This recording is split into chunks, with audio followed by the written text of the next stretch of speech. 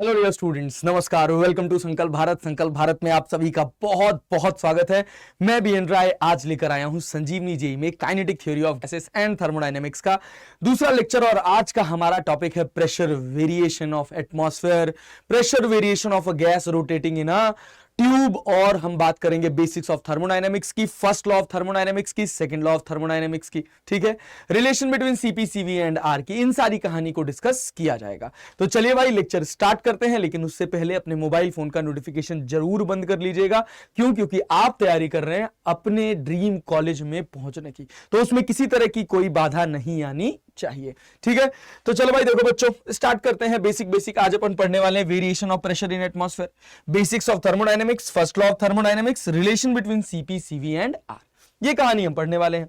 तो देख बच्चा, अपना जो पूरा स्टोरी शुरू होता है वो शुरू होता है प्रेशर वेरिएशन इन एटमॉस्फेयर। क्या तुमको पता है कि जब हम एटमॉस्फेयर की बात करते हैं तो हवा जैसे जैसे ऊपर जाती है भाई, जैसे जैसे एयर में हम ऊपर की तरफ बढ़ते हैं, क्या होता है कि एयर का एक पूरा जत्था हमारे ऊपर रखा हुआ है जो हमारे सर के ऊपर प्रेशर क्रिएट कर रहा है। और ये जो प्रेशर होता है वो लगभग 1 एटमॉस्फेरिक प्रेशर के बराबर होता है। तो सर ये प्रेशर वेरी कैसे करता है? अगर हम हाइट पे जाएंगे तो प्रेशर कम होगा, बढ़ेगा, कैसे घटेगा, या बढ़ेगा तो कैसे बढ़ेगा, इन सब की कहानी है इस पर्टिकुलर पोर्शन में, ठीक है। अच्छा, ये सारी सिचुएशन पढ़ने और समझने से पहले हम ये मानकर चल रहे हैं कि हमारा एटमॉस्फेयर जो है वो कैसा है। सर हमारा एटमॉस्फेयर जो है वो आइडियल गैस से मिलकर बना हुआ है, ठीक है। चलो भाई देखो, ये हमारे पास हमारा ग्राउंड हो गया। अब ग्राउंड से ऊपर खूब सारा एयर है, मतलब एक स्पेसिफिक हाइट तक है जहां तक अपने पास एटमॉस्फेयर, ठीक है। तो हमने कहा कि भाई जैसे जैसे अपन ऊपर जाएंगे प्रेशर वेरी करेगा। तो एक काम करो, यहां से एच पे जाके एक स्मॉल एलिमेंट मान लो डीएच, एच पे जाकर एक स्मॉल एलिमेंट मान लो कितनी हाइट का सर, डीएच हाइट का। सर इसका एरिया ऑफ क्रॉस सेक्शन कितना मान लिया जाए? Sir area of cross section इसका ए मान लिया जाए, ठीक है। तो भाई अगर आप देखोगे तो यहां पे प्रेशर कितना पी, यहां पर प्रेशर कितना पी प्लस डी, ठीक है। चलो भाई, इतने हिस्से में जो गैस आ रही होगी इसका मास कुछ डीएम होगा, तो भाई नीचे लग रहा होगा, कितना लग रहा होगा? डीएमजी। तो अगर हम बात करें यहां पर जो हमारा एयर है ये इक्विलिब्रियम में है। अगर ये इक्विलिब्रियम में है तो इसके ऊपर नेट फोर्स कितना होना चाहिए? सर 0 होना चाहिए। तो सर ये P किधर लगा रहा है? सर ये ऊपर लगा रहा है। कितना लगा रहा है सर? P इंटू ए। P प्लस डीपी कहां लगा रहा है? सर नीचे लगा रहा है। P प्लस डीपी इंटू ए, ठीक है भाई, बहुत बढ़िया। और डीएमजी कहां लग रहा है? सर नीचे लग रहा है। तो सर अगर ये लेयर इक्विलिब्रियम में है तो इसके ऊपर नेट फोर्स 0 होना चाहिए, ठीक है।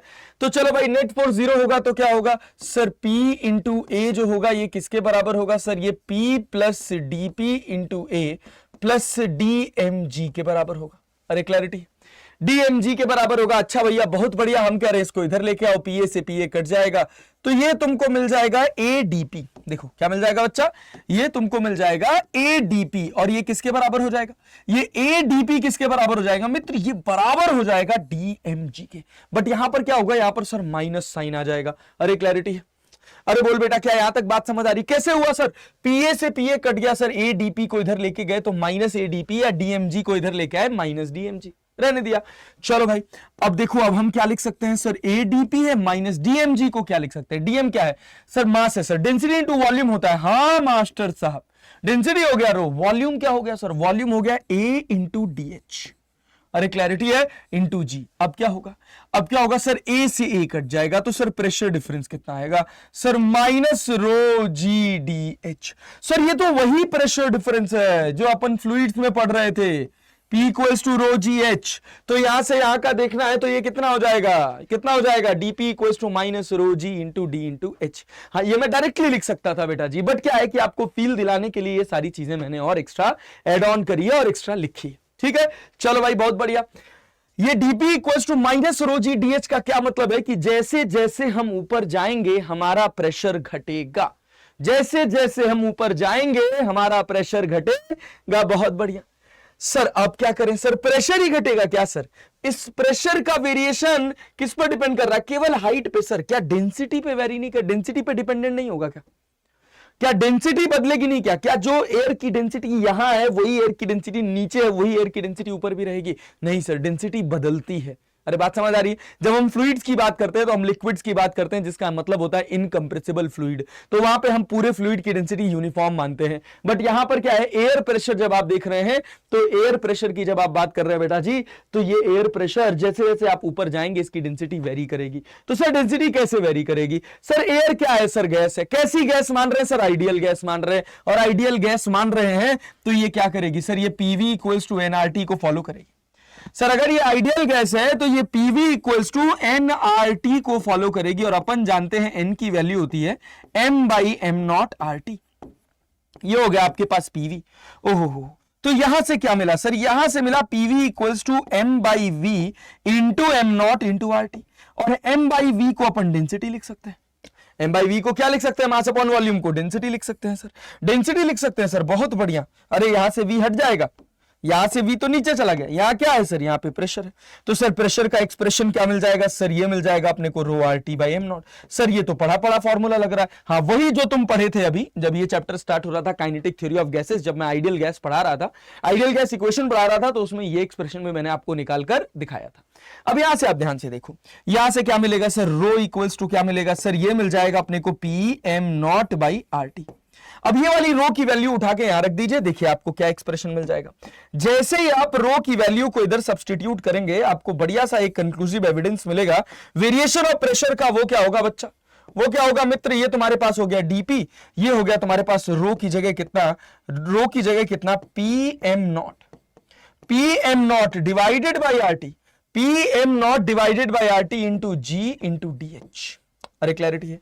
Minus of p m naught by are t into g into d h. चलो भाई बहुत बढ़िया। तो अपन क्या लिख सकते हैं सर? डीपी बाई पी लिख सकते हैं। और ये किसके बराबर हो जाएगा? ये किसके बराबर हो जाएगा? ये minus of m naught g by are t into d h के बराबर हो जाएगा। अब दोनों साइड इंटीग्रेट कर लीजिए, दोनों साइड इंटीग्रेट कर लीजिए। एटमॉस्फेरिक प्रेशर यहां पर सर पी नॉट होता है। पी नॉट से लेकर हम कहां तक जा रहे हैं सर? किसी पर्टिकुलर हाइट तक जा रहे हैं, जहां पर प्रेशर कितना है सर? जहां पर प्रेशर अपने पास पी है। हमको पता है फ्लूइड्स की मदद से हम निकाल सकते हैं कि धरती मैया के सरफेस पर पूरा एटमॉस्फेयर कितना प्रेशर लगा रहा है। अरे क्लियर है? वो प्रेशर कितना है सर? पी नॉट है। अब जब अपन इसको सॉल्व करेंगे तो हमको क्या मिलेगा सर? डीपी बाई पी मिल जाएगा अपने को natural log P by P naught, natural log P by P naught. और ये किसके बराबर हो जाएगा? ये minus of m naught g by are t into h हो जाएगा। देखो देखो भाई, ये कितना हो गया? Minus of m naught g into r t और डी एच का इंटीग्रेशन एच हो जाएगा। अब यहां से देखो, अब यहां से अगर आपको P निकालना हो तो P की वैल्यू कितनी हो जाएगी सर? ये हो जाएगी P नॉट ई की power minus of G M naught by are t into H. ये जो प्रेशर होगा ये एक हद तक एक्यूरेट प्रेशर होगा। कैसे सर? यहां पर आप अपनी गैस को कैसा मान रहे हैं सर? आइडियल गैस मान रहे हैं। बस यही एक मेजर एजम्पशन है इस हिस्से में कि हम जो गैस मान रहे हैं वो गैस कैसी मान रहे हैं सर? वो गैस आइडियल गैस मान रहे हैं। बस और कोई पाप नहीं किया हम लोगों ने, बस इतना ही पाप किया कि हमारे जो एटमॉस्फेयर की गैस है वो कैसी गैस है सर? हमारे एटमॉस्फेयर की गैस ना आइडियल गैस है, बस और कोई दिक्कत नहीं है और कोई समस्या नहीं है, यही बात हम माने। ठीक है भाई, तो ये अपने पास प्रेशर हो गया। सर ये रिजल्ट याद करने की जरूरत है क्या? नहीं, ये रिजल्ट याद करने की बिल्कुल कोई खास जरूरत नहीं है। बट हाँ, ये डेरिवेशन का फॉर्मेट आपको पता होना चाहिए आपने क्या किया। कई बार आपसे सवाल पूछ लिया जाएगा, इफ, देखिए क्या क्वेश्चन पूछा जा सकता है? If the pressure due to atmosphere at height h is कोई x वैल्यू। ठीक है, फिर उससे कह दिया जाएगा find the pressure at height 2h, at height 2h। 2h height पे आपसे क्या पूछ लेगा सर? प्रेशर पूछ लेगा। तो आप क्या करोगे सर? 2h हाइट पे अगर आपसे प्रेशर पूछ लिया तो आप क्या करोगे सर? ये फॉर्मूला लिखोगे? नहीं, तब आप ये फॉर्मूला लिखोगे, natural log P by P naught by G constant है, M नॉट कांस्टेंट है, R कांस्टेंट है, T कांस्टेंट है, is directly proportional to H। अरे क्लियर? अरे क्लियर है भैया? चलिए बहुत बढ़िया। तो देखिए, जब हम कौन सी हाइट पे हैं सर? जब हम H हाइट पे हैं तो नेचुरल लॉग, वहां पे प्रेशर हम कह रहे हैं P1 by P naught is equal to, ये अपने पास कितना है सर? ये अपने पास H। ठीक है, divided by natural log P2 by P0, और ये किसके बराबर हो जाएगा, ये डिवाइडेड बाई क्या हो जाएगा, ये डिवाइडेड बाई आपके पास 2h हो जाएगा। ये बात याद रखिएगा, ये बात याद रखिएगा मित्र, गड़बड़ मत करिएगा, यहां P1 बाई P2 मत डायरेक्टली लिख दीजिएगा, ये इसका सही फॉर्मेट है लिखने का। अब जब अपन इसको सॉल्व करेंगे तो क्या मिलेगा, देखो अब जब अपन इसको सॉल्व करेंगे तो क्या मिलेगा, natural log P1 by P2 upon natural log P2 by P0। इसको हम क्या कर लें, नेचुरल लॉग कॉमन कर लें क्या, नेचुरल लॉग कॉमन कर लें क्या, ना नेचुरल लॉग कॉमन नहीं कर सकते, ये बात याद रखे रहिएगा, वरना मामला गड़बड़ हो जाएगा। तो यहां से देखो क्या मिलेगा, नेचुरल लॉग P1 की जगह कितना दे रखा है सर, P1 की जगह x दे रखा है, ये कितना हो जाएगा, ये हो जाएगा minus of natural log P0। अब देखिए, अब यहां पे क्या लिखेंगे sir, natural log P2 minus natural log P0, और ये किसके बराबर होगा सर, ये बराबर होगा 1/2 के। अरे गेम समझ रहे हैं, ऐसे ये सही सॉल्यूशन है। अगर आपने गलती से P बाई P0 की जगह P1 बाई P2 लिख लिया, अगर आपने इसकी एनालिसिस ऐसे कर ली natural log P1 by P2, तो बात समझ लीजिए आपका पूरी तरह से सवाल गलत हो जाएगा और आप फेल हो जाएंगे। बात समझ आ रही है, तो बहुत ध्यान से क्वेश्चन को इंटरप्रेट करिएगा, बहुत ध्यान से क्वेश्चन को सॉल्व करने की कोशिश करिएगा। अब क्या करना है, अब तो भाई अब इसमें क्या करना है सर, ये अपने पास 2 natural log x minus 2 natural log P0 equals to natural log P2 minus natural log P0। अरे भैया क्या मिला यहां से, नेचुरल लॉग P2 निकालना है, नेचुरल लॉग P2 की वैल्यू कितना मिलेगी, देखो तो जरा, ये तुम्हारा माइनस इधर जाएगा प्लस हो जाएगा, तो नेचुरल लॉग P2 की वैल्यू तुमको क्या मिलेगी सर, नेचुरल लॉग P2 मिल जाएगा अपने को 2 natural log x minus natural log P0। मतलब सर नेचुरल लॉग P2 जो होगा वो किसके बराबर होगा सर, वो बराबर होगा natural log x square divided by P0। अब आपका नेचुरल लॉग कट जाएगा, और भाई साहब यहां से x की वैल्यू आपको कितनी मिल जाएगी, यहां से P2 की वैल्यू आपको कितनी मिल जाएगी, आपके पास P2 है, यहां से P2 की वैल्यू कितनी मिल जाएगी सर, P2 मिल जाएगा अपने को x स्क्वायर बाई P0। ये आपका कंप्लीट सॉल्यूशन होगा, इस बात का ध्यान रखे रहिएगा, सवाल गलत मत करिएगा, बहुत पेशेंटली बहुत ईमानदारी से क्वेश्चन को पढ़िएगा, समझिएगा और सॉल्व करिएगा सर, अदरवाइज आपका गेम गड़बड़ हो जाएगा, ये बात याद रखे रहिएगा। देखिए P2 जो मिलेगा वो क्या मिलेगा sir, x square by P0 के, समझ रहे हैं, अरे समझ रहे भैया, समझ के सोच समझ के क्वेश्चन सॉल्व करेंगे, ध्यान से देखेंगे, उसके बाद ही आगे बढ़ेंगे, ऐसे हवा में तीर नहीं चलाएंगे, ठीक है। चलो भाई आ जाओ, कहानी को आगे बढ़ाते हैं, ये अपने पास स्थिति परिस्थिति हो गई, ठीक है सर, चलो भाई देखो अब उसके बाद क्या है सर, अगली कहानी क्या है सर, अगली कहानी है कि अगर pressure variation in rotating rod का कॉन्सेप्ट आ जाए, मतलब मान लो मैं तुमसे कह दूं कि तुम्हारे पास एक रॉड है, देखो मैं तुमसे क्या कह दूं, मैं तुमसे कह दूं कि तुम्हारे पास एक रोटेटिंग रॉड है, अरे ठीक है, देखो भाई ये तुम्हारे पास एक्सिस है, इस एक्सिस के अबाउट ये जो रॉड है ये रोटेट कर रही है, इस एक्सिस के अबाउट ये रॉड रोटेट कर रही है सर, कितनी एंगुलर वेलोसिटी से सर, ओमेगा से। और मास्टर साहब इसके अंदर ना एक आइडियल गैस भर दिया हमने, क्या भर दिया है, एक आइडियल गैस, और अगर ओमेगा से घुमा रहे हैं तो सबसे ज्यादा प्रेशर कहां फील होगा, सबसे ज्यादा प्रेशर कहां फील होगा तुम्हारे हिसाब से, तो तुमको महसूस हो रहा होगा सर इस वाले पॉइंट पे प्रेशर सबसे ज्यादा होगा, सर इस वाले पॉइंट पे प्रेशर सबसे कम होगा, अरे क्लियर है, यहां पर प्रेशर सबसे कम होगा और यहां पर प्रेशर सबसे ज्यादा होगा, मतलब जैसे जैसे हम आगे बढ़ रहे हैं हमारा प्रेशर जो है वो वेरी कर रहा है, तो मतलब हमको क्या करना है सर, हमको x पे जाकर एक छोटा सा एलिमेंट मानना है dx, इसमें छोटा सा मास आएगा dm, सर यहां पर प्रेशर होगा p, सर यहां पर प्रेशर होगा p प्लस dp। अब देखिए, अब ध्यान से देखिए, तो टोटल चेंज इन प्रेशर कितना है सर, dp, सर कितने एरिया पे लग रहा है सर, a एरिया पे लग रहा है, this is the area of cross section of the tube, ठीक है। ये किसके बराबर होगा सर, ये बराबर होगा dm into X into omega square, dm into X into omega square इसके बराबर होगा।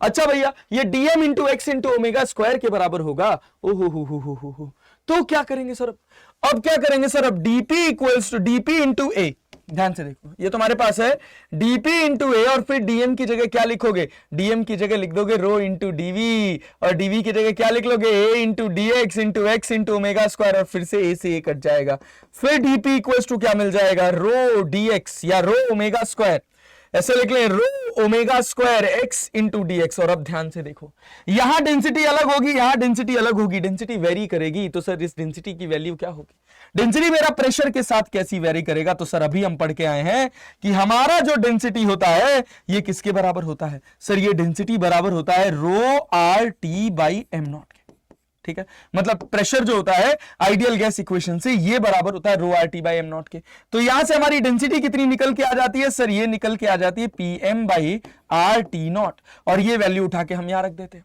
और जैसे हम ये वैल्यू उठा के यहां रखेंगे तुरंत हमको एक रिजल्ट मिलेगा सर। क्या रिजल्ट मिलेगा सर, हमको मिल जाएगा pressure variation DP equals to कितना sir, P into M by R T naught into omega square into X into D X. ओ भाई साहब, अब हम क्या करें सर, अब dp बाई पी को एक जगह लिख लिया जाए और यहां पे m omega square R T not को एक जगह लिख लिया जाए, और यहां पे हम क्या कर रहे हैं sir, x into D x, और फिर भाई इंटीग्रेट कर दे रहे हैं कहां से कहां तक। यहां पे प्रेशर कितना है सर, पी नॉट से लेकर यहां पर प्रेशर कितना है सर, पी, एटमॉस्फेरिक प्रेशर तो रहेगा ना भाई, तो पी नॉट से लेकर पी तक। ओ हो, तो यहां क्या मिल जाएगा सर, ये natural log P by P naught, ये किसके बराबर sir, M omega naught square R T naught x dx का इंटीग्रेशन कहां से कहां तक, 0 से लेकर एल तक। L is the length of the tube, l is the length of the tube, तो 0 से लेकर एल तक, तो सर ये एल स्क्वायर बाई 2 हो जाएगा। अब देखिए ये आपके पास एक और रिजल्ट हो गया, ये आपके पास एक और रिजल्ट हो गया, बस खत्म बात, इतना ही तो है और कुछ खास बात थोड़ी है। अब इसमें भी कंपैरिजन के ही सवाल बनेंगे तुमसे, m omega square R T naught l square by 2 से, बहुत ज्यादा तुमको कुछ घुमाने वाला नहीं है। तुमसे कहेगा कि अगर इसकी लेंथ एल है और इसके हाफ पर प्रेशर, इसके एल बाई 2 लेंथ पे प्रेशर मान लो 10 पास्कल है, तो बताओ यहां पर प्रेशर कितना होगा सर, पूरी लेंथ पे एल लेंथ पे प्रेशर कितना होगा sir, M omega square R T naught constant है, natural of P by P naught is directly proportional to L square. बस यही बात याद रखिएगा, natural log P by P naught is directly proportional to L square. अगर यहां पर pressure define है P1, समझिएगा कितनी लेंथ पे, एल बाई 2 लेंथ पे, अरे क्लियर, एल बाई 2 लेंथ पे अगर प्रेशर डिफाइन है P1, तो बताइए एल लेंथ पे प्रेशर कितना होगा, तो जरूर इसको ऐसे लिखेगा, natural log P1 by P naught is directly proportional to L square by 4, और दूसरे में natural log P2 by P naught is directly proportional to L square. अरे क्लैरिटी है। अब आप दोनों को डिवाइड करेंगे, natural log P1 minus natural log P naught लिखेंगे, natural log P2 minus natural log P naught लिखेंगे, क्रॉस मल्टीप्लाई कराएंगे, प्रोपोर्शनलिटी कांस्टेंट हट जाएगा, और भाई साहब आपका जो फर्दर रिजल्ट बनेगा वो क्या बनेगा सर, वो बन जाएगा natural log P1 upon P naught upon natural log P2 upon P naught equals to 1/4। अरे दिख रहा है आपको, अरे दिख रहा है बच्चा, natural log P1 by P not l square by 4, L square से एल स्क्वायर कट जाएगा, और जब आप इसको फर्दर सॉल्व करिएगा तो क्या मिलेगा, natural log P1 minus natural log P naught upon natural log P2 minus natural log P naught, and that is equal to 1/4। 4 से मल्टीप्लाई करिए, इसको सॉल्व करिए, और भैया यहां से P2 की वैल्यू आपको पता चल जाएगी। क्लैरिटी है? अरे बोल बेटा, क्या यहां तक बात क्रिस्टल क्लियर हो रही है? इस कॉन्सेप्ट से जब आप क्वेश्चन को सॉल्व करेंगे तभी जाके आपका क्वेश्चन सही निकलेगा, अदरवाइज आपका क्वेश्चन गलत हो जाएगा। अरे ठीक है, अरे ठीक है, बात समझ आ रही है? ठीक है, चलें आगे बढ़े। यस सर, चलिए सर कहानी को और आगे लेके चलते हैं। ये था हमारे पास पूरा प्रेशर वेरिएशन का कहानी, इसके अलावा इसमें कुछ भी और एक्स्ट्रा नहीं है। अब उसके बाद हम अपने दूसरे हिस्से में एंटर करते हैं, जिसका नाम है भैया थर्मोडायनामिक्स। ठीक है, जिसमें हम कह रहे हैं बेसिक्स ऑफ थर्मोडायनामिक्स। यहां हमारा केटीजी खत्म होता है। जब बेसिक्स ऑफ थर्मोडायनामिक्स की बात करते हैं, तो अगर हम इस वर्ड को ही ब्रेक कर दें, तो ये वर्ड दो शब्दों से मिलकर बना है। एक का नाम है थर्म और एक का नाम है बच्चा डायनामिक्स। एक का नाम है थर्म, एक का नाम है डायनामिक्स। थर्म का मतलब होता है हीट, और डायनामिक्स का मतलब होता है motion with some amount of useful work. ठीक है, मतलब हीट का ट्रांसफर हो रहा है, thermodynamics, motion with some amount of useful work या transfer with some amount of useful work. अगर हम हीट के रेफरेंस में रखें, अगर हीट एक जगह से दूसरी जगह जा रही है और वो अपने साथ कुछ वर्क एसोसिएट कर रही है, तो उसकी पूरी स्टडी जो है वो थर्मोडायनामिक्स के अंदर आती है। ठीक है भाई, क्लैरिटी है? यहां तक कोई दिक्कत नहीं, कोई समस्या नहीं। चले लेक्चर को आगे बढ़ाया जाए। थर्मोडायनामिक्स में मास्टर साहब अब हम बात करते हैं क्या? अब हम बात करते हैं सर, इसमें कुछ बेसिक टर्म्स होते हैं थर्मोडायनामिक्स के। वो क्या है? Basic terms of thermodynamics. Basic terms of thermodynamics. Basic terms of thermodynamics क्या है भाई? बेसिक टर्म्स ऑफ थर्मोडायनामिक्स की बात करी जाए तो देखिए, थर्मोडायनामिक्स में क्या क्या इंपॉर्टेंट है। थर्मोडायनामिक्स में सबसे इंपॉर्टेंट चीज है भैया सिस्टम। उसके बाद दूसरा सर बाउंड्री, तीसरा सर ये जो दो मीडियम्स को अलग अलग डिवाइड करती है, दैट इज सराउंडिंग। और एक और इंपॉर्टेंट बात है, वो क्या है, जो इन सब को अपने साथ कन्फाइन करती है, जिसका नाम होता है बेटा जी यूनिवर्स। क्या नाम होता है, क्या नाम होता है, यूनिवर्स।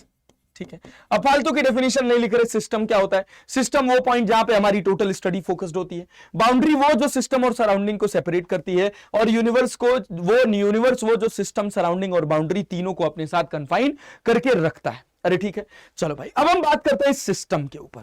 अगर हम इस सिस्टम के ऊपर बात करें, देखो अगर हम बात करें सिस्टम के ऊपर, तो सिस्टम कैसा होता है सर, तीन तरह के सिस्टम होते हैं, और ये तीनों तरह के सिस्टम जो है ये किस पर डिपेंडेंट होते हैं सर, बाउंड्री पे। कौन कौन से सिस्टम है सर, कौन कौन से सिस्टम है सर, एक जो सिस्टम है इसका नाम है ओपन सिस्टम। ओपन सिस्टम क्या होता है सर, ओपन सिस्टम क्या होता है, ऐसा सिस्टम जिसमें हीट एंड मास दोनों का एक्सचेंज होता है, heat and mass both exchanges. जैसे आप कटोरा ले लो, कटोरा में पानी भर के गर्मी में रख दो, गर्मी धूप में रख दो, क्या होगा, थोड़ी देर बाद आओगे, 2-3-4 घंटे 5 घंटे बाद आओगे तो कटोरे का जो पानी होगा वो थोड़ा कम हो जाएगा। क्यों भाई, क्योंकि कटोरा जब गर्म होगा तो भाई वो क्या करेगा, हीट एक्सचेंज कर रहा है किससे, सराउंडिंग से। ठीक है, और साथ साथ में उसका कुछ हिस्सा वेपोराइज होकर भी सराउंडिंग में जा रहा है, मतलब मास भी ट्रांसफर हो रहा है और हीट भी ट्रांसफर हो रही है। तो भाई साहब एक ऐसा सिस्टम है, ओपन सिस्टम है। अच्छा, दूसरा सिस्टम हो जाता है क्लोज्ड सिस्टम। जैसे एक प्लास्टिक की बोतल ले लो, उसमें पानी भर दो और पानी भर के उसको धूप में रख दो, तो क्या होगा, गर्म हो जाएगा सर। लेकिन क्या पानी कम हो जाएगा, नहीं सर। तो ये कैसा सिस्टम होगा, ये कैसा सिस्टम होगा, ये सर क्लोज्ड सिस्टम होगा। और क्लोज्ड सिस्टम में क्या ट्रांसफर होता है, बस से हीट ट्रांसफर होती है। ठीक है, अच्छा, third one and the last one, that is isolated system. नाम सुने, आइसोलेटेड सिस्टम। एग्जांपल देखें आइसोलेटेड सिस्टम का।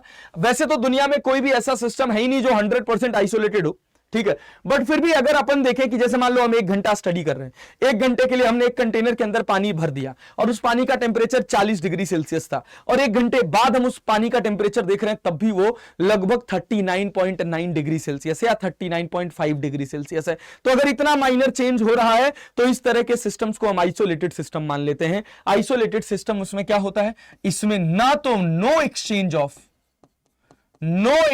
ऑफ क्या, ना तो इसमें से हीट एक्सचेंज करती है, ना तो मास एक्सचेंज कर रहा है।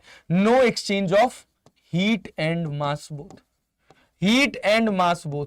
अरे बात समझ आ रही, लोग कहते हैं बड़ी आइसोलेटेड पर्सनालिटी है भाई ये, इसको दुनिया से कोई लेना देना नहीं है। तो इस तरह के सिस्टम को हम क्या बोलते हैं सर, आइसोलेटेड सिस्टम बोलते हैं, जिसका बाउंड्री से कोई इंटरेक्शन नहीं होता है। क्या भाई साहब, there is no interaction with the boundary. बोलो मित्र, बात समझ आ रही, there is no interaction with the boundary। Boundary से जिसका कोनो इंटरेक्शन ना हो उसको हम क्या बोलते हैं, there is no interaction with the boundary। Boundary से ऐसे सिस्टम जिनका बाउंड्री से किसी तरह से, बाउंड्री मत लिखिए, सराउंडिंग लिखिए, there is no interaction with the surrounding। Boundary काहे लिख रहे हैं, बाउंड्री से तो इंटरेक्शन रहेगा ही। ऐसे सिस्टम जिनका सराउंडिंग से किसी तरह का कोई इंटरेक्शन नहीं होता है उसको हम क्या बोलते हैं, उसको हम आइसोलेटेड सिस्टम बोलते हैं। बोल बेटा, यहां तक कहानी क्रिस्टल क्लियर है? यस सर, इसमें कोई दिक्कत नहीं, ठीक है। अच्छा, जब हम बाउंड्री की बात करते हैं, जब हम अपने बाउंड्री की बात करते हैं तो हमारी बाउंड्री दो तरह की होती है। जैसे जैसे आप प्रोसेस आगे पढ़ते जाएंगे, आगे इस चैप्टर में बढ़ते जाएंगे, आपको बहुत सारी चीजें क्लियर होती चली जाएंगी। एक बाउंड्री होती है कंडक्टिंग, जो अपने अंदर से हीट को एक्सचेंज होने देती है, और एक होती है नॉन कंडक्टिंग, जो अपने अंदर से किसी तरह के किसी हीट को एक्सचेंज नहीं होने देती है। एक बाउंड्री आपके पास कंडक्टिंग, एक बाउंड्री आपके पास नॉन कंडक्टिंग। कंडक्टिंग बाउंड्रीज में हीट एक्सचेंज होता है, नॉन कंडक्टिंग बाउंड्रीज में किसी तरह का कोई हीट एक्सचेंज नहीं होता है, ठीक है। चलिए भाई, कंडक्टिंग बाउंड्रीज का दूसरा नाम होता है डायाथर्मिक वॉल्स। क्या नाम होता है भैया? डायाथर्मिक वॉल्स, ठीक है। चलो भाई, बहुत बढ़िया, ओके भैया, चलिए कहानी में आगे बढ़ते हैं। चलिए भाई साहब, अब आगे बढ़े तो सराउंडिंग का तो ऐसा कुछ खास चर्चा है नहीं। इसके बाद बात आती है इन्हीं बाउंड्रीज को लेकर, जिसका नाम है भाई साहब zeroth law of thermodynamics. Zeroth law of thermodynamics क्या कहते हैं? सिंपल सी कहानी है, सिंपल सी स्टोरी है, फटाफट कम से कम शब्दों में बकवास चीजें कवर करेंगे, ठीक है। ये अपने पास दो सिस्टम है, ये अपने पास तीसरा सिस्टम है, कहा जा रहा है ये सिस्टम ए है, ये सिस्टम बी है, ये सिस्टम सी है। System A and B, system A and B is in thermal equilibrium, ठीक है। System B and C is also in thermal equilibrium. Then क्या होगा sir, then system A and C will also be in thermal equilibrium. क्या कहता है statement sir? Statement कहता है कि if system A and B is in thermal equilibrium, if system A and B is in thermal equilibrium and B and C is also in thermal equilibrium, B and C is also in thermal equilibrium, then A and C will be in thermal equilibrium. This is the thermal equilibrium. This is the zeroth law of thermodynamics that is based on conservation of energy. अरे बात समझ आ रही है? Conservation of energy पर based है, इसको कहा जाता है जीरोथ लॉ ऑफ थर्मोडायनामिक्स, ठीक है। चलो भाई, अब उसके बाद हम बात करते हैं जीरोथ लॉ ऑफ थर्मोडायनामिक्स पे। बहुत ज्यादा टाइम पास नहीं करेंगे, that is first law of thermodynamics. First law of thermodynamics क्या कहता है समझिएगा। फर्स्ट लॉ ऑफ थर्मोडायनामिक्स कहता है कि मान लीजिए आपके पास एक ये चैम्बर है, ठीक है। इस चैम्बर में एक हिस्से को हम मिटा दे रहे हैं, बता रहे हैं कौन सा हिस्सा मिटा रहे हैं, ठीक है। ओ भैया चलो देखो,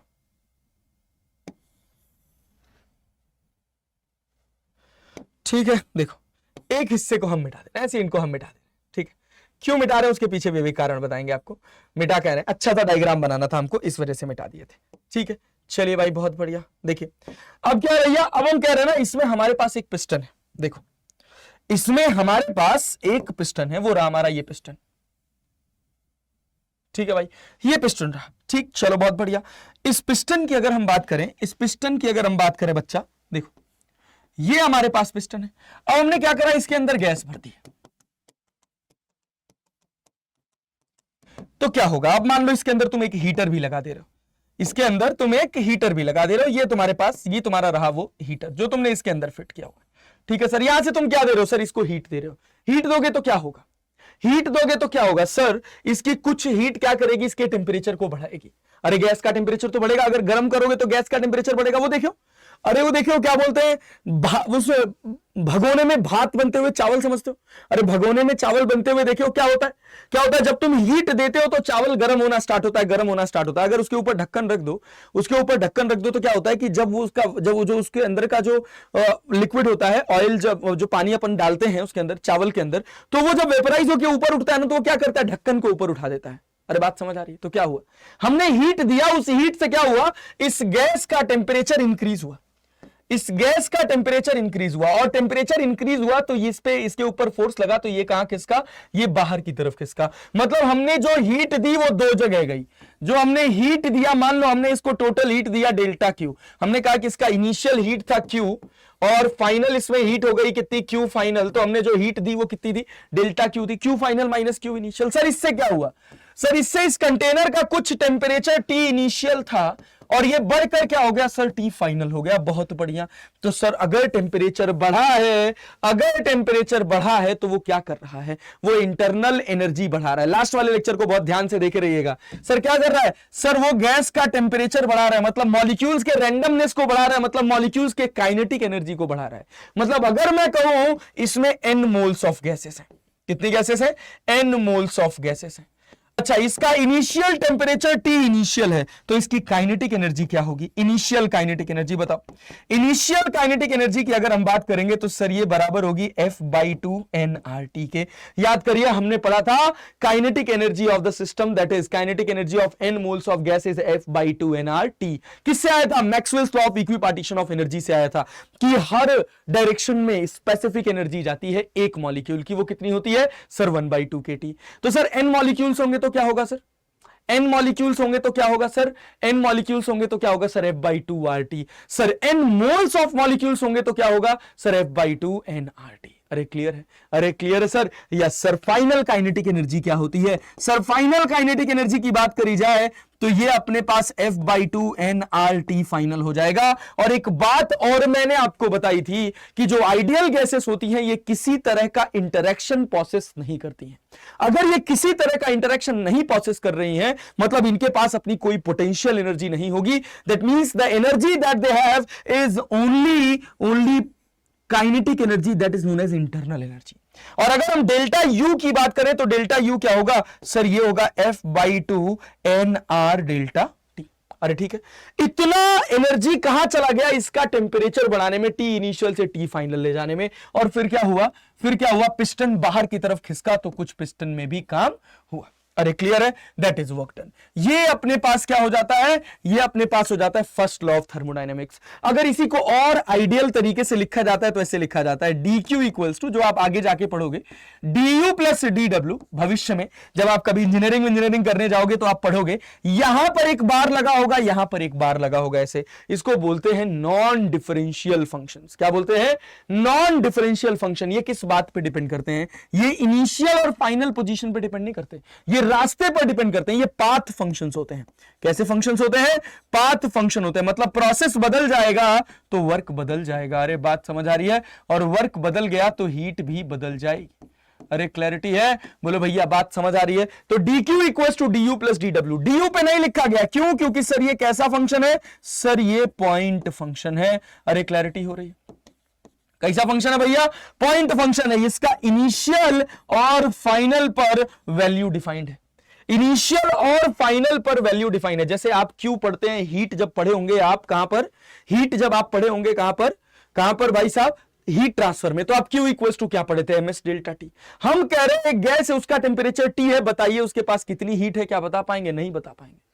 अरे बात समझ रहे हैं? हाँ, लेकिन अगर हम कह दें कि ये गैस है जिसका टेम्परेचर टी है, तो बताइए उसकी इंटरनल एनर्जी क्या होगी? तो हम डेफिनेटली बता देंगे, क्योंकि हम जानते हैं internal energy at a point का फॉर्मूला होता है F/2 nRT। अरे क्लियर है सर? एफ को क्या बोलते हैं सर? एफ को अपन डिग्री ऑफ फ्रीडम बोलते हैं। डिस्कस तो किया था सर, मुझे नहीं लगता इसमें किसी को कोई समस्या होगा। सर डिग्री ऑफ फ्रीडम बोलते हैं। सर ये भी बताया था monoatomic, diatomic, triatomic का डिग्री ऑफ फ्रीडम क्या होता है? मोनो एटॉमिक का क्या होता है सर? 3 होता है। सर डाई एटॉमिक का क्या होता है? सर डाई एटॉमिक का अपने पास 5 होता है। सर ट्राई एटॉमिक का क्या होता है? सर ट्राई एटॉमिक का 5 भी हो सकता है और 6 भी हो सकता है, depending upon the situation. Depending upon the situation की जो आपका ट्राई एटॉमिक मॉलिक्यूल है या पॉलीएटॉमिक मॉलिक्यूल है, वो लीनियर है कि नॉन लीनियर है, ये बात हमको एकदम अच्छे से याद रहनी चाहिए। ठीक है?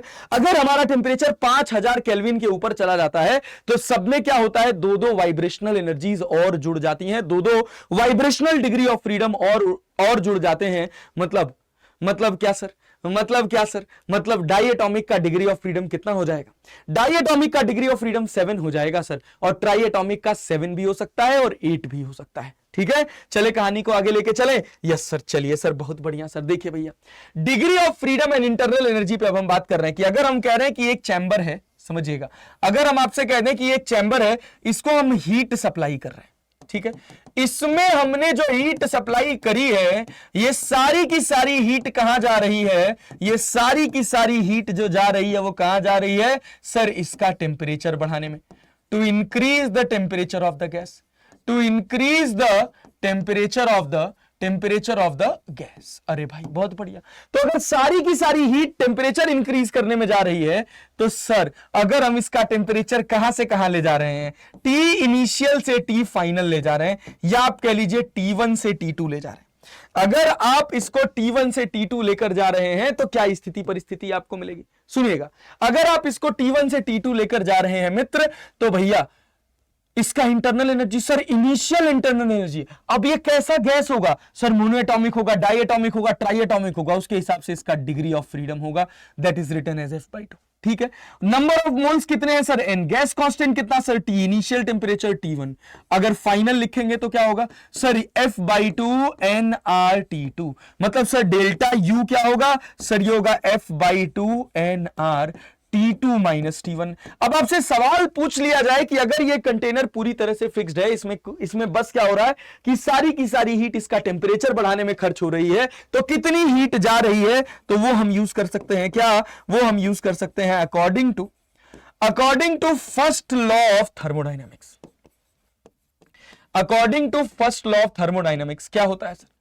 According to first law of thermodynamics की जब हम बात करेंगे तो हमको क्या मिलेगा sir? Delta q equals to delta u plus डब्ल्यू। अब यहां किसी तरह का कोई वर्क नहीं परफॉर्म हो रहा है, आप ध्यान से देखिए, तो यहां हम किसी तरह का कोई काम नहीं कर रहे हैं, चैम्बर पूरी तरह से बंद है, जितनी हीट दे रहे हैं उससे बस क्या हो रहा है कि गैस का टेम्परेचर बढ़े जा रहा है, बढ़े जा रहा है, बढ़े जा रहा है। मतलब इस प्रोसेस में जो आपका वर्क है वो कितना है? शून्य। वर्क शून्य है। आप ध्यान से देखिए, वर्क क्यों शून्य है? क्योंकि इस कंटेनर के वॉल्यूम में कोई चेंज नहीं हो रहा है, कंटेनर के वॉल्यूम में कोई चेंज नहीं हो रहा है, no change in the volume. इस वजह से हमारा वर्क क्या है सर? जीरो है। अभी बताऊंगा कैसे जीरो है, उसकी भी कहानी बताऊंगा। बट अब समझो कि अगर वॉल्यूम में कोई चेंज नहीं हुआ, मतलब किसी तरह का कोई डिस्प्लेसमेंट नहीं हुआ, और अगर डिस्प्लेसमेंट नहीं हुआ तो कोई वर्क परफॉर्म नहीं हुआ। तो मतलब जितनी हीट हमने दी वो सब किस में गई? To increase the internal energy of the gas. और अगर गैस का टेम्परेचर 10 डिग्री सेल्सियस से 50 डिग्री सेल्सियस बढ़ गया और मुझे गैस की कैरेक्टरिस्टिक पता है, तो मैं बता सकता हूं कि मैंने कितनी heat the. F/2 nR delta T, that is T2 minus T1। अरे बात समझ आ रही है? और ये जो हीट दी गई है इसको मैं एक शब्द से नवाज रहा हूं, इस शब्द को याद रखिएगा, the heat supplied to the chamber at constant volume. The heat supplied to the chamber at constant volume. बहुत ध्यान से सुने रहिएगा सर, बहुत ध्यान से सुने रहिएगा, काम आएगा ये सब, ठीक है? चलिए, बहुत बढ़िया, यहां तक कहानी क्रिस्टल क्लियर है, यहां तक किसी को किसी तरह की कोई समस्या नहीं है? नहीं सर। चलो भाई साहब आगे बढ़ते हैं। अच्छा सर, डिग्री ऑफ फ्रीडम की तो हम बात कर ही चुके हैं, इसके पहले वाले पोर्शन में डिग्री ऑफ फ्रीडम की हम बात कर चुके हैं, लेकिन फिर भी मैं आपको बता दूं डिग्री ऑफ फ्रीडम की कहानी एक बार फिर से। सर मोनो एटॉमिक हो तो सर मोनो एटॉमिक का डिग्री ऑफ फ्रीडम कितना होता है? सर मोनो एटॉमिक का डिग्री ऑफ फ्रीडम 3 होता है। सर डाई एटॉमिक का क्या होता है? सर डाई एटॉमिक का क्या होता है? सर डाई एटॉमिक का 5 होता है। सर ट्राई एटॉमिक का क्या होता है? सर ट्राई एटॉमिक में 2 सिचुएशन है। कौन कौन सी मास्टर साहब? एक है अपने पास लीनियर और एक है अपने पास नॉन लीनियर। एक है अपने पास लीनियर और एक है अपने पास नॉन लीनियर। जो लीनियर होते हैं इनका जो डिग्री ऑफ फ्रीडम होता है ये 5 होता है, नॉन लीनियर का 6 होता है। लेकिन अगर आप टेम्परेचर बढ़ा दो, कितना बढ़ा दो सर? अगर आप टेम्परेचर 5000 केल्विन से ज्यादा कर दो, ठीक है, अगर आपका टेम्परेचर 5000 केल्विन के बराबर या 5000 केल्विन से ज्यादा हो जाता है तो मोनोएटॉमिक में तो कुछ नहीं होगा, लेकिन डाईएटॉमिक में एक्स्ट्रा एनर्जी ऐड हो जाएगी 5 + 2। 5 तो जो हो गई इसकी अपनी डिग्री ऑफ फ्रीडम, और 2 कौन सी सर? 2 इसमें और एड ऑन हो जाती है वाइब्रेशनल। सर इसमें भी कितनी? 5 + 2। सर इसमें भी कितनी? 5, 6 + 2, ठीक है। अच्छा सर, लेकिन अगर यही मेरा टेम्परेचर जो है ना, अगर 70 केल्विन के नीचे चला जाए, मतलब 70 केल्विन के अगर मेरा ये टेम्परेचर नीचे चला जाए तो मोनोएटॉमिक का तो 3 ही रहता है, डाईएटॉमिक का भी 3 हो जाता है, ट्राईएटॉमिक का भी 3 हो जाता है। अरे बात समझ आ रही है? सबका डिग्री ऑफ फ्रीडम 3 हो जाता है, ये बात समझिएगा। चाहे लीनियर हो चाहे नॉन लीनियर हो, ये सब किसी तरह का कोई रोटेशन नहीं प्रोसेस करते हैं, बस उस टेम्परेचर पर ये केवल एक्स एक्सिस, वाई एक्सिस और जेड एक्सिस में दौड़ सकते हैं। इसके अलावा ये लोग और किसी तरह का काम परफॉर्म नहीं कर सकते हैं। क्या यहां तक कहानी क्रिस्टल क्लियर है बेटा जी? अब हम बात करते हैं वर्क डन बाई गैस की। किसकी भाई साहब? अब हमारी अगली कहानी है work done by gas. Gas कितना काम परफॉर्म करती है, ठीक है। तो इसके लिए आप मानकर चलिए कि आपके पास ना एक सिस्टम है जिसमें एक पिस्टन लगा हुआ है। मान लीजिए आपके पास एक सिलेंडर है और इस सिलेंडर के अंदर एक पिस्टन लगा हुआ है, ठीक है। ये रहा आपका वो सिलेंडर, इस सिलेंडर के अंदर एक पिस्टन फिट है, ये रहा आपका वो पिस्टन, ठीक है। यहां पर गैस भरी हुई है, ठीक है। अभी इस गैस का इनिशियल वॉल्यूम जो है वो V initial that is V1 है। इनिशियल वॉल्यूम V1 है, गैस का टेम्परेचर T1 है। अब अगर मान लीजिए हम यहां से हीट सप्लाई करें, यहां से अगर मान लीजिए हम हीट सप्लाई करें सिस्टम को, देखो यहां से अगर अपन हीट सप्लाई करें तो क्या होगा सर? इसका टेम्परेचर भी बढ़ेगा, सर ये एक्सपेंड भी करेगा, तो V2 हो जाएगा और T2 हो जाएगा। कभी देखो मैं बताया था अभी कि एक अपने पास अगर केटल है उसके अंदर चावल पक रहा है, तो चावल जब बॉईल होता है, यार बात समझ आ रही? चावल का जब पानी बॉईल होता है तो वो चावल से भी कुछ पानी निकलता है, तो उससे पता है क्या होता है? कि वाटर की जो थिकनेस होती है, जो चावल के अंदर पानी होता है उसकी थिकनेस बढ़ जाती है, ठीक है। और जब थिकनेस बढ़ जाती है तो क्या होगा भाई? वो गर्म होने की वजह से ऊपर आएगा, तो जो ऊपर ढक्कन रहता है ना, वो ढक्कन भी उठा देता है, मतलब कुछ वर्क होता है। एक्सपेंशन होगा तो कुछ ना कुछ वर्क परफॉर्म होगा, कंप्रेशन होगा तब भी कुछ ना कुछ वर्क परफॉर्म होगा। तो मान लीजिए हम कहें हम कहे कि भैया यहां पे जब हमने टेम्परेचर बढ़ाया तो हमने देखा कि पिस्टन मूवेबल था और ये पिस्टन थोड़ा खिसक गया।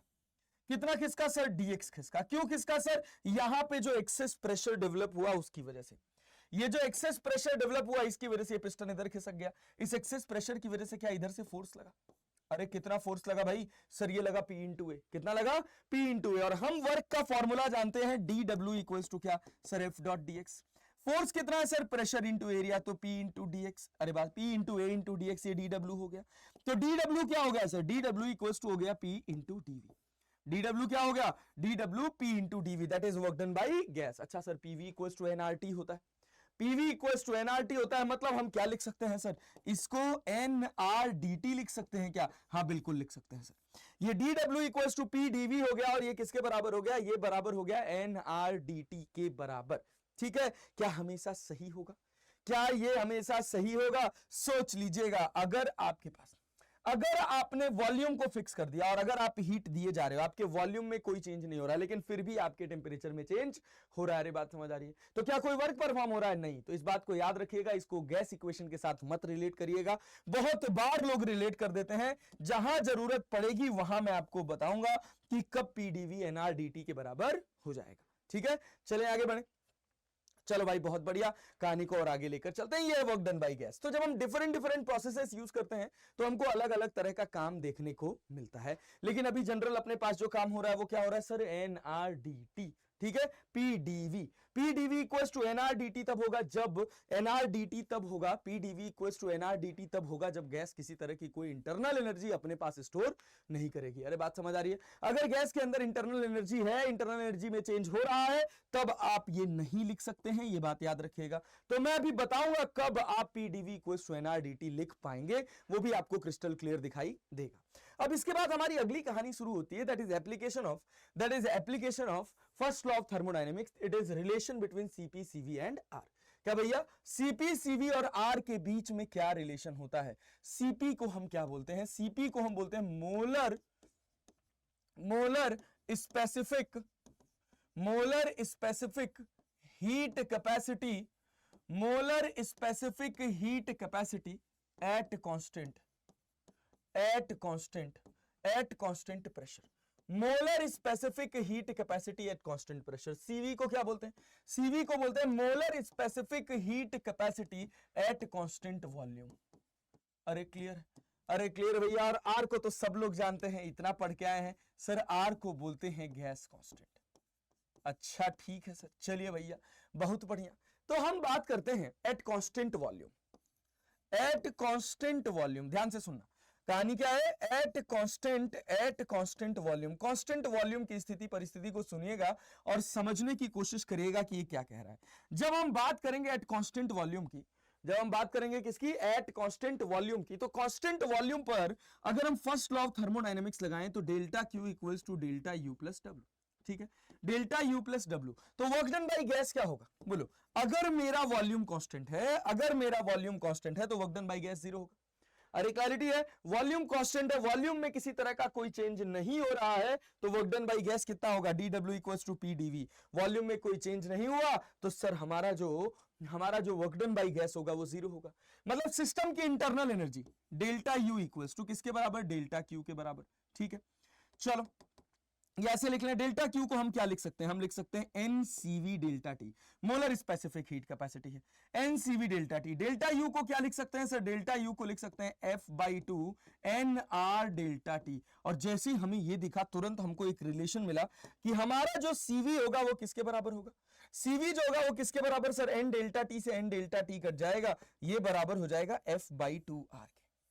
ठीक है, सीवी हमारा किसके बराबर हो गया सर? सीवी हमारा हो गया F/2R के। इसको हमने कहा इक्वेशन नंबर ए। अच्छा ठीक है भाई, चलो अब इक्वेशन नंबर 2 की बात करते हैं। इक्वेशन नंबर 2 क्या है? एट कांस्टेंट प्रेशर काम होगा। ध्यान से देखिएगा, आपका प्रेशर नहीं चेंज हो रहा, अगर प्रेशर नहीं चेंज हो रहा है मतलब वॉल्यूम चेंज हो रहा है। तो वॉल्यूम कैसे चेंज हो रहा है? बिना प्रेशर के चेंज किए वॉल्यूम कैसे चेंज हो रहा है? समझिएगा, ध्यान दीजिएगा, बिना प्रेशर के चेंज किए वॉल्यूम कैसे चेंज हो रहा है? क्योंकि सर टेम्परेचर बदल रहा है। याद रखिएगा यहां पर क्या है? At constant pressure volume is directly proportional to temperature. ठीक है, चलो भाई, तो डेल्टा क्यू इक्वल्स टू क्या होगा? डेल्टा क्यू इक्वल्स टू क्या होगा, ये होगा सर डेल्टा यू प्लस डब्ल्यू। अब क्या भैया, अब क्या डेल्टा यू प्लस डब्ल्यू हुआ तो अब क्या work done by gas zero है? क्या डेल्टा क्यू जीरो है? नहीं भैया, डेल्टा क्यू क्या है, ये तो अपन लिख सकते हैं NCP delta T. Delta U क्या, अगर टेम्परेचर T1 से T2 गया तो ये तो अपने पास F/2 NR डेल्टा टी होगा, और यहां पर वर्क डन बाई गैस क्या होगा, ये अपने पास P V2 माइनस V1 होगा, और इसको हम क्या लिख सकते हैं, अब इसको हम क्या लिख सकते हैं, अब हम इसको लिख सकते हैं nRT2 minus T1 delta T. अरे क्लियर है?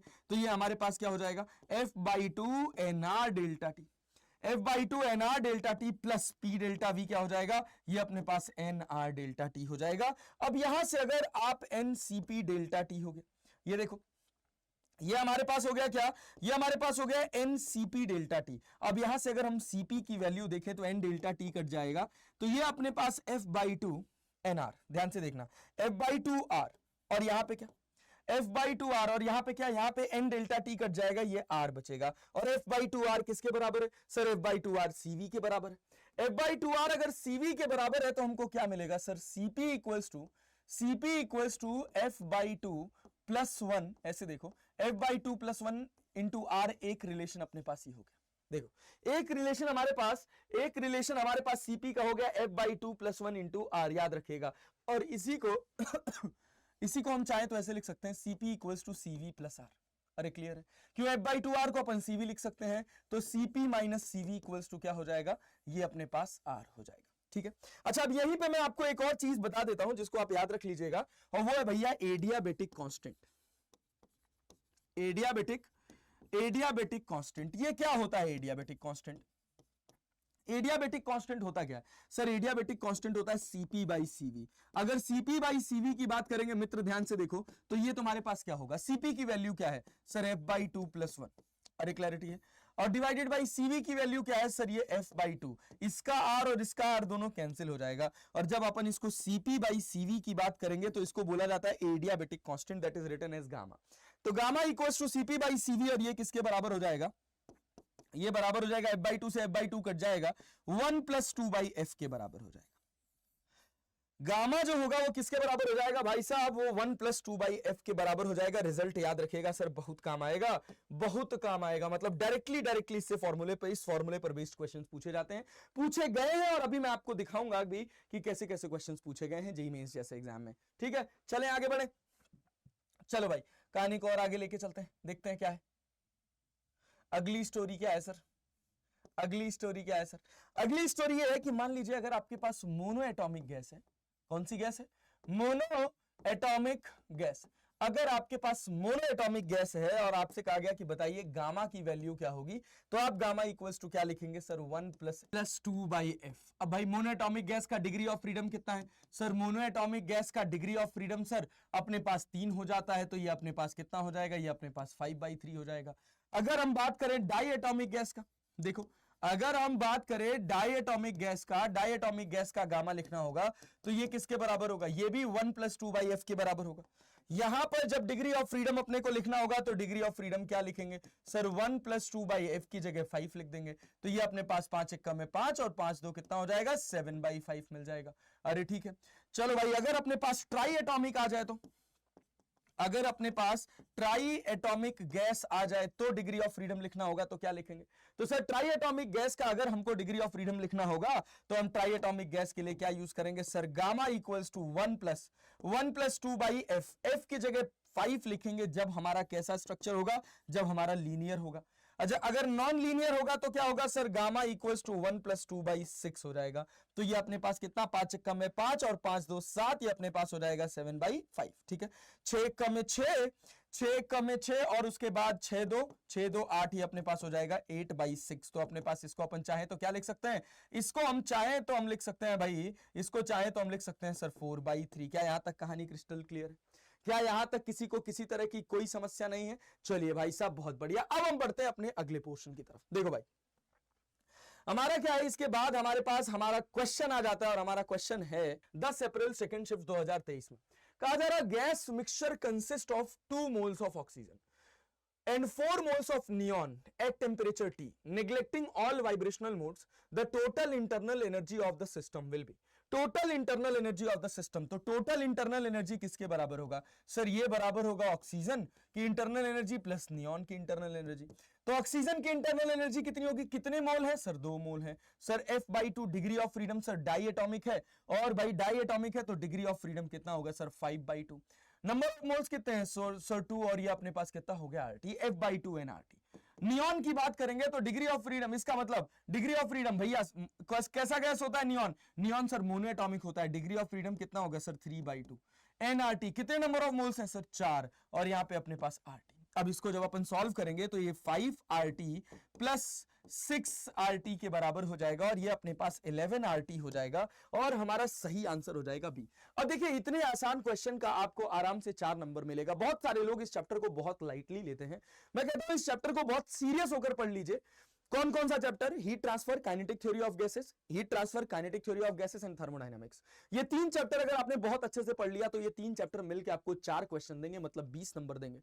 और ये भाई तीनों के तीनों चैप्टर आसान चैप्टर से, इनको आसानी से पढ़ा, समझा और सीखा जा सकता है। कम से कम शब्दों में, इवन आप अच्छी सी शॉर्ट नोट बना लो तब भी आप इसके क्वेश्चंस को आसानी से निकाल ले जाओगे। तो इस चैप्टर को बहुत सीरियसली लेना, ठीक है। चलिए अगले सवाल की तरफ। देख बेटा, अगला सवाल अपना क्या कह रहा है? अगला सवाल कह रहा है, a flask contains hydrogen and argon in the ratio of 2:1 by mass. The temperature of the mixture is 30 degrees Celsius. The ratio of the average kinetic energy per molecule of the two gases, kinetic energy of argon upon kinetic energy of hydrogen. जब भी ऐसे kinetic energy की बात करेगा तो आप kinetic energy का general formula क्या जानते हैं सर? काइनेटिक एनर्जी का जनरल फॉर्मूला होता है सर 3/2 kT। नहीं सर, हमको तो आपने बताया था काइनेटिक एनर्जी का फॉर्मूला F/2 kT होता है। हाँ बिल्कुल, जो सही फॉर्मूला है टोटल काइनेटिक एनर्जी का वो F/2 kT का है। लेकिन जब एवरेज काइनेटिक एनर्जी की बात करी जाती है तो जनरली हम ट्रांसलेशनल मोशन वाली काइनेटिक एनर्जी को ही कंसीडर करते हैं। तो काइनेटिक एनर्जी क्या होगा सर? 3/2 kT। और अगर हम बात करें काइनेटिक एनर्जी तो देखें तो ये बस केवल टेम्परेचर पे डिपेंड करती है। Translational kinetic energy, translational kinetic energy बस केवल टेम्परेचर पर डिपेंड करती है, और ये भाई साहब ये नेचर ऑफ द गैस पे इंडिपेंडेंट होती है। इंडिपेंडेंट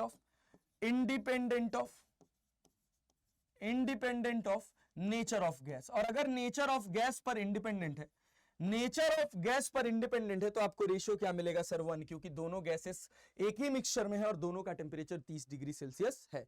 चले कहानी को आगे बढ़ाया जाए। यस सर, चलिए सर अगला सवाल देखते हैं। अगला सवाल क्या कह रहा है? According to the law of equipartition of energy, the molar specific heat of a diatomic gas at constant volume where the molecule has one additional vibrational mode, एक एडिशनल वाइब्रेशनल मोड है। अरे बात समझ आ रही है? वाइब्रेशनल मोड अलग से ऐड हो गया है, और अलग से अगर वाइब्रेशनल मोड ऐड हो गया है तो आपसे क्या पूछा जा रहा है? कैसा मॉलिक्यूल है सर? कैसा मॉलिक्यूल है सर? कैसा मॉलिक्यूल है? मॉलिक्यूल के बारे में कह रहा है। यस सर, मॉलिक्यूल कैसा कह रहा है सर? डाई एटॉमिक कह रहा है। तो मोलर स्पेसिफिक हीट कैपेसिटी क्या होता है sir? Molar specific heat capacity, ठीक है, कब? At constant volume sir, CV that is equal to F/2R। तो डिग्री ऑफ फ्रीडम कितना हो जाएगा? डिग्री ऑफ फ्रीडम कितना हो जाएगा सर? वैसे तो अपने पास 5 होता है, लेकिन वाइब्रेशनल और ऐड है तो ये अपने पास कितना हो जाएगा? 7/2R हो जाएगा। CV इक्वल्स टू, तो अपने पास सही आंसर क्या हो जाएगा? अपने पास बी सही आंसर हो जाएगा, that is CV equals to 7/2R। अब देख रहे हैं फॉर्मूला बेस्ड क्वेश्चन 2023 में पूछा गया। फॉर्मूला नहीं याद होगा, सवाल नहीं लगेगा। The correct relation between gamma equals to CP/CV and temperature T, ठीक है। गामा इक्वल्स टू आपके पास क्या है सर? CP/CV। आप ध्यान से देखिए, ये आपके पास CP/CV और ये किसके बराबर होता है? ये 1 + 2/F के बराबर होता है। तो यहां कहीं भी आपको ये नहीं दिखाई दे रहा है कि आपका गामा जो है वो किसके ऊपर डिपेंड कर रहा है? वो टेम्परेचर पर इंडिपेंडेंट है। अरे सर, लेकिन आपने ये भी तो बताया है कि जब टेम्परेचर 5000 केल्विन के ऊपर चला जाता है तो भाई डिग्री ऑफ फ्रीडम बदल जाता है, तो क्या गामा भी बदल जाएगा? हाँ, बट जब भी आपसे ऐसे सवाल पूछा जाएगा तो ये कॉमन टेम्परेचर का क्वेश्चन होगा। 5000 केल्विन के ऊपर का टेम्परेचर मतलब you are reaching to the temperature of the sun. अरे बात समझ आ रही है? तो ऐसा पॉसिबल है। तो भाई इतना टेम्परेचर कहां राइज करते हैं अपन? जनरल फिजिक्स केमिस्ट्री की बात करें तो हम बेसिक सिनेरियो की बात करते हैं, एवरेज टेम्परेचर की बात करते हैं, 50 डिग्री, 100 डिग्री, 1000 डिग्री। अरे बात समझ आ रही है? तो वहां तक अपना गामा जो होता है वो टेम्परेचर पर इंडिपेंडेंट होता है। That means gamma is directly proportional to T की पावर 0, ठीक है। चलिए भाई आगे बढ़ते हैं अगले सवाल की तरफ। अगला सवाल देखिए 2022 का क्वेश्चन है। ये क्या कह रहा है? A gas has n degree of freedom. The ratio of specific heat of gas at constant volume to the specific heat of gas at constant pressure. आपको CV बाई CV पूछ रहा है, CV बाई CP पूछ रहा है, तो ये किसके बराबर होगा? ये किसके बराबर होगा सर? ये अपने पास हो जाएगा F अपॉन F प्लस 2 के। अरे क्लैरिटी है, उल्टा हो गया, उल्टा हो गया। अरे भाई CP बाई CV क्या होता है? एक तो रट के रखे हैं सर 1 प्लस 2 बाई F। अब जब ये F हो जाएगा पलट देंगे तो F अपॉन F प्लस 2 हो जाएगा। डिग्री ऑफ फ्रीडम N है तो N अपॉन N प्लस 2 हो जाएगा। ए जो होगा ये सही आंसर हो जाएगा। देख रहे हैं कितने साधारण साधारण क्वेश्चन इस पर्टिकुलर टॉपिक से पूछे गए। और आगे बढ़ते और अगले हिस्से की तरफ चलते हैं। ये 2021 का सवाल है। The ratio of specific heat CP by CV in terms of degree of freedom F is. हर बच्चा जिसको याद होगा, जिसने पढ़ा होगा, वो 1 प्लस 2 बाई F लिखकर आगे बढ़ जाएगा। अरे ठीक है, चलो बच्चा आ जाओ। अब समझो आप इलेक्ट्रोस्टैटिक्स का एक बड़ा सवाल सॉल्व कर रहे हो या फिर आप एक ऐसा छोटा सा सवाल सॉल्व कर रहे हो। दोनों में आपको मिलने 4 ही नंबर हैं, किसी में कम किसी में ज्यादा नहीं, दोनों में आपको 4 ही नंबर मिलेगा। अरे बात समझ आ रही है? तो पहले हमको प्रायोरिटी रखनी है उन पर्टिकुलर क्वेश्चंस को करने की जिनको हम आसानी से सॉल्व कर पाए, कम से कम गलती होने के चांसेस हो जाए, उन क्वेश्चंस को हम पहले अप्रोच करेंगे। ठीक है, क्योंकि गलत हुआ तो सीधे -1 भी जाएगा। 4 नंबर तो जो सवाल का गया वो गया ही, उसके साथ 1 नंबर और माइनस हो जाएगा। ठीक है, चलो आओ देखो। अब उसके बाद आगे बढ़ते हैं। ये क्या कह रहा? A vessel contains 14 gram of nitrogen at temperature 27 degree Celsius. The amount of heat to be transferred to the gas to double the RMS speeds of some molecule will be. कितना हमको हीट सप्लाई करना पड़ेगा इसकी RMS speed को double करने के लिए? Sir तो VRMS क्या होता है? पहले ये जानो कि VRMS क्या होता है और VRMS किसके डायरेक्टली प्रोपोर्शनल होता है। VRMS इक्वल्स टू अपन एक फॉर्मूला पढ़ते हैं 3RT बाई m0। तो VRMS is directly proportional to क्या है? Directly proportional to √T। अपने को दिखाई दे रहा है। इनिशियल टेम्परेचर कितना है अपने पास? 27 डिग्री सेल्सियस। अपने से क्या कहा गया? इनिशियल टेम्परेचर T0 ये कितना है सर? ये अपने पास 27 डिग्री सेल्सियस है। 27 डिग्री सेल्सियस है। अगर मुझे VRMS को डबल करना हो तो टेम्परेचर को कितने टाइम्स बढ़ाना पड़ेगा सर? तो मेरा VRMS जो मेरा फाइनल टेम्परेचर होना चाहिए, T होना चाहिए, वो कितना होना चाहिए सर? वो 4T0 होना चाहिए। जब फाइनल टेम्परेचर 4 गुना हो जाएगा तभी तो भाई VRMS डबल होगा, क्योंकि अंडर रूट है। अरे भाई T0 अपने पास कितना है? 27 डिग्री सेल्सियस। 4T0 अपने पास कितना हो जाएगा?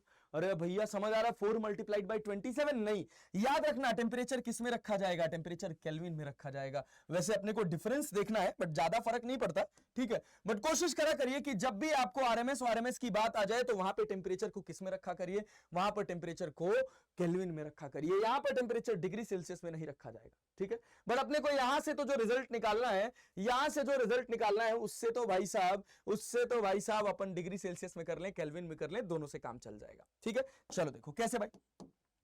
According to first law of thermodynamics, according to first law of thermodynamics, देखो क्या कहता है first law of thermodynamics. First law of thermodynamics क्या कहता है कि आप क्या कर रहे हैं? Vessel contains 14 gram of nitrogen gas at temperature 27 degree celsius. The amount of heat to be transfer to the gas to double the RMS speed of its molecule will be. मतलब आप वॉल्यूम चेंज नहीं कर रहे, इसका मतलब क्या है sir? Delta Q equals to delta U plus W है, तो आपका W क्या है सर? W शून्य है। डेल्टा U क्या है? नाइट्रोजन कैसी गैस है? नाइट्रोजन कैसी गैस है सर? डायटोमिक गैस है, तो ये अपने पास क्या हो जाएगा? ये अपने पास हो जाएगा 5/2 NR। डेल्टा T कितना? 4T0 minus T0 that is 3T0। अरे क्लियर है। और डेल्टा Q की जगह हम क्या लिख सकते हैं? डेल्टा Q की जगह डेल्टा Q ही तो अपने को निकालना है। अब सारा गेम ये N कैलकुलेट करने का है। नंबर ऑफ मोल्स कितना है भैया? 14 ग्राम है, तो N इक्वल्स टू क्या हो जाता है? ये सर M/m0 हो जाता है। M कितना है सर? 14। M0 कितना होता है सर? 28। तो ये अपने पास कितना आ गया? 2 आ गया। अरे बात समझ आ रही है? तो अपने पास क्या मिल जाएगा? ये अपने पास हो जाएगा 5/2 इंटू 2 इंटू R की जगह क्या लिखेगा? R की जगह अपन क्या लिखेंगे सर? 8.3 मल्टीप्लाइड बाई 3 और T0 की जगह क्या कर देंगे? T0 की जगह क्या लिख देंगे सर? 27 लिख दें कि 27 प्लस 2 73 ऐड करें? तो याद रखिएगा ये 3T0 4T0 में से T0 को माइनस करने से मिला है। समझ रहे हैं? 4 टी नॉट में से टी नॉट को आप माइनस कर रहे हैं तब मिल रहा है, तो आंसर क्या होगा 27 ही। डिफरेंस पे कोई फर्क नहीं पड़ेगा, चाहे आप डिग्री सेल्सियस में रखें चाहे आप केल्विन में रखें। अब आप यहां से सॉल्व कर सकते हैं, ये अपने पास आंसर आ जाएगा, ये हमारे पास हो जाएगा डेल्टा क्यू। इसको सॉल्व कर लीजिए, जो आ जाएगा वो आपके पास आंसर हो जाएगा और इसको हिट करके खुश हो जाइए। मतलब 5 से 5 से 15, 27 और 15 को मल्टीप्लाई कर देंगे, फिर 8 से मल्टीप्लाई कर देंगे, जो मिल जाएगा वो हमारा सही आंसर हो जाएगा। ठीक है, कहानी क्रिस्टल क्लियर है। चलें आगे बढ़े। देखिए ये सवाल था, क्या सवाल था? सिंपल, जिसको VRMS का फॉर्मूला पता है 3RT/m0, वो देख लेगा कि अगर मुझे हीट देनी है, मतलब इसका टेम्परेचर बढ़ाना है, तो कितना बढ़ाना पड़ेगा कि RMS स्पीड डबल हो जाए। पहले मेरा टेम्परेचर T0 था, फाइनल टेम्परेचर जब मेरा 4 T0 हो जाएगा तब मेरी RMS स्पीड डबल होगी। तो initial temperature T0, final temperature 4 T0, तो इंटरनल एनर्जी कितनी बढ़ी? Sir F/2। मोनोएटॉमिक गैस है? नहीं सर, नाइट्रोजन है, डाइएटॉमिक गैस है, तो sir 5/2 NR delta T 3 T0। बहुत बार गड़बड़ यहां होता है, 27 + 2 73 ऐड कर देते हैं, गड़बड़ हो जाएगा, पूरा सवाल गलत हो जाएगा, ये बात ध्यान रखे रहिएगा। ठीक है, क्योंकि ये 3 T0 डिफरेंस से मिला है, और डिफरेंस चाहे केल्विन में हो चाहे डिग्री सेल्सियस में हो, कोई फर्क पड़ता नहीं है। ठीक है, चल बेटा आजा, अगले सवाल की तरफ चलते हैं। अगला सवाल है, ये क्या कह रहा? ये कह रहा molecules of an ideal gas are known to have 3 translational degree of freedom and 2 rotational degree of freedom. अरे बात समझ आ रही? The gas is maintained at temperature T. The total internal energy U of molecule of this gas and the value of gamma is। ठीक है, आपको total internal energy निकालनी है। सर कैसा गैस है? सर डाइएटॉमिक है। डाइएटॉमिक क्यों? 3 translational है, 2 रोटेशनल है। ध्यान से देखो, ये कह रहा है 2 रोटेशनल है और 3 ट्रांसलेशनल डिग्री ऑफ फ्रीडम्स है। तो F/2 NR delta T, n number of mole कितना है? U ऑफ अ मोल, एक मोल का निकालना है, U of a mole of this gas, तो F/2 N की जगह 1 RT। ठीक है, और क्या पूछ रहा है? और क्या पूछ रहा है? गामा पूछ रहा है अपने से, तो गामा इक्वल्स टू क्या हो जाएगा? Sir gamma equals to 7/2। कैसे निकाल रहे हैं? क्योंकि गामा का हम एक और फॉर्मूला जानते हैं जो ये दिया हुआ है, इसके अलावा 1 + 2/f, मतलब ये अपने पास कितना हो जाता है? f की वैल्यू अगर हम रख दें यहां पर, f की वैल्यू 1 + 2/f, अगर हम f की जगह यहां पर क्या 1 + f/2 ना, कि 1 + 2/f, gamma equals to 1 + 2/f होता है ना? हाँ भाई साहब, गामा इक्वल्स टू क्या होता है? 1 + 2/f। तो डिग्री ऑफ फ्रीडम कितना है? 2/f। डिग्री ऑफ फ्रीडम कितना है? सर डिग्री ऑफ फ्रीडम 5 है, तो 5 1 कम है 5, ये अपने पास गामा इक्वल्स टू हो जाएगा अपने पास 7/5। गामा की वैल्यू कितनी हो जाएगी? 7/5। तो ए जो होगा ये हमारा सही आंसर हो जाएगा। क्या यहां तक कहानी क्रिस्टल क्लियर है? चले भाई लेक्चर को आगे बढ़ाया जाए। यस सर, चलिए सर, चलिए सर, चलिए आगे बढ़ते हैं। देखिए और सवाल है? Yes sir. नहीं सर, अब अपने पास सारे क्वेश्चंस खत्म हो गए, सारे क्वेश्चंस खत्म हो गए। यस सर, ये सारे क्वेश्चंस थे जो हमने प्रैक्टिस करने थे। यहां तक हमारी टोटल कहानी खत्म हुई, जिसमें हमने अपना पूरा का पूरा पोर्शन कवर कर लिया। अब मिलते हैं आपसे अगली वीडियो में इसके अगले हिस्से के साथ, जहां पर हम बात करेंगे work done by different types of gases. ठीक है, तो तब तक के लिए धन्यवाद, मन लगाकर पढ़ते रहिए और भाई साहब अपने 11वीं क्लास को मजबूत बनाते रहिए, क्योंकि आपको सिलेक्शन चाहिए जल्दी से जल्दी।